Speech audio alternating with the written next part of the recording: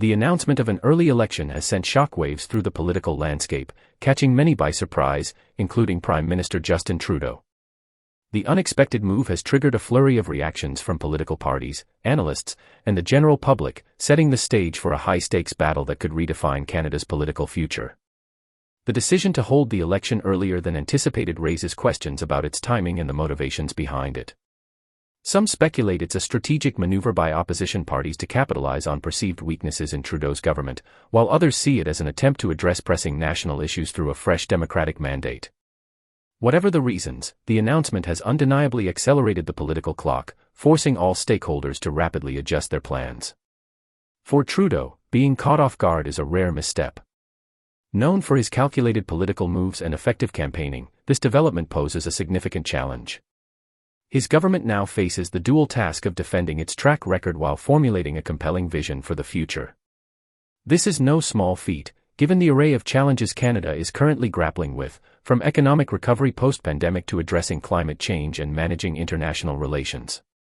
Trudeau's Liberal Party must also contend with a growing sense of fatigue among voters, who may be questioning whether the government still has the energy and ideas needed to lead effectively. On the other side of the aisle, opposition parties see this as a golden opportunity to unseat the Liberals. The Conservatives, led by Pierre Poilievre, have been sharpening their critique of Trudeau's policies, focusing on issues such as inflation, housing affordability, and government transparency. Poilievre's messaging has resonated with a segment of the population that feels left behind by the current government's policies. The New Democratic Party, NDP, under Jagmeet Singh, is also gearing up for the contest, emphasizing social justice, healthcare reforms, and climate action. Meanwhile, smaller parties like the Bloc Québécois and the Green Party are recalibrating their strategies to make the most of the early election. The suddenness of the announcement has also impacted campaign logistics. Political parties are scrambling to finalize their candidate rosters, craft compelling platforms, and secure funding for what promises to be an intense campaign. Grassroots organizing, social media outreach, and traditional campaigning will all play crucial roles in swaying voters. However, the compressed timeline leaves little room for error, making every decision critical. This environment favors parties with strong organizational structures and clear messaging, potentially disadvantaging smaller or less prepared parties. The electorate's response to the early election is a wild card. While some voters may welcome the chance to voice their opinions on the government's performance, others might view the move as unnecessary or even disruptive. Voter turnout, always a key factor in elections, could be influenced by the perceived legitimacy and urgency of the early vote. Political engagement campaigns will need to work overtime to ensure that citizens understand the stakes and feel motivated to participate. The role of young voters, in particular, could be pivotal, as they often bring energy and fresh perspectives to the political arena. Media coverage will undoubtedly shape public perceptions of the election. From televised debates to investigative journalism and social media commentary, the narratives constructed by various outlets will influence voter attitudes. The handling of major issues, such as healthcare, economic recovery, and climate change, will be scrutinized, as will the personal qualities of party leaders. Trudeau's charisma and oratory skills will be tested against Poilievre's pointed critiques and Singh's empathetic appeal. These leaders must not only articulate their policies but also connect emotionally with voters, building trust and credibility in a highly competitive environment. The early election also brings to the forefront the question of political stability. In recent years, Canada has experienced a series of minority governments, which, while functional, often struggle to implement bold initiatives due to the need for cross-party support. A decisive victory for any party could break this cycle, providing a clearer mandate and reducing legislative gridlock. However, achieving such a victory is easier said than done, given the country's diverse electorate and regional disparities. Issues that resonate in urban centers may not hold the same weight in rural communities, and vice versa, requiring parties to adopt nuanced strategies to appeal to a broad spectrum of voters. Economic concerns are likely to dominate the campaign discourse. With inflation eroding purchasing power and housing costs skyrocketing, many Canadians are feeling the pinch. The cost of living has become a central issue, and parties will need to present credible solutions to address it.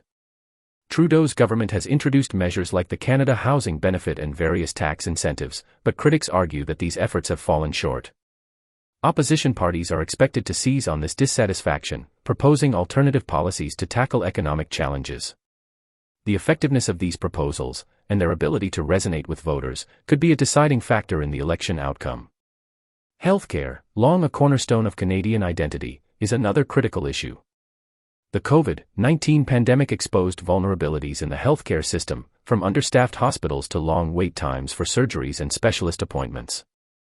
As the country continues to recover, voters will be looking for comprehensive plans to strengthen healthcare infrastructure, expand access to services, and ensure sustainability. The Liberals have emphasized their investments in healthcare and pandemic response, but opposition parties are likely to argue that more needs to be done. The NDP, in particular, has been vocal about the need for pharmacare and dental care programs, positioning themselves as champions of universal healthcare expansion. Climate change remains a pressing concern, especially among younger voters and environmentally conscious citizens. Canada's commitments to reduce greenhouse gas emissions and transition to a green economy will be under the microscope. While Trudeau's government has implemented policies like carbon pricing and investments in clean energy, critics point to continued support for fossil fuel projects as a contradiction. Opposition parties are expected to present their own visions for addressing climate change, with the Greens advocating for an ambitious shift towards renewable energy and the NDP emphasizing a just transition for workers in carbon-intensive industries.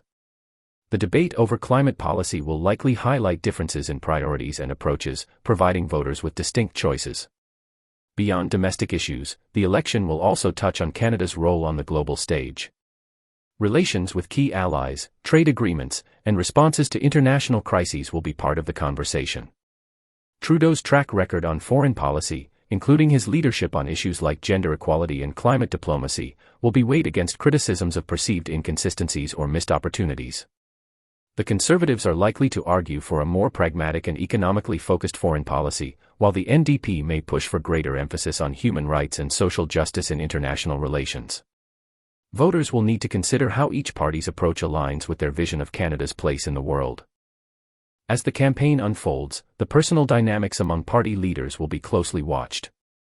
Leadership debates, in particular, offer a platform for candidates to showcase their vision and connect with voters.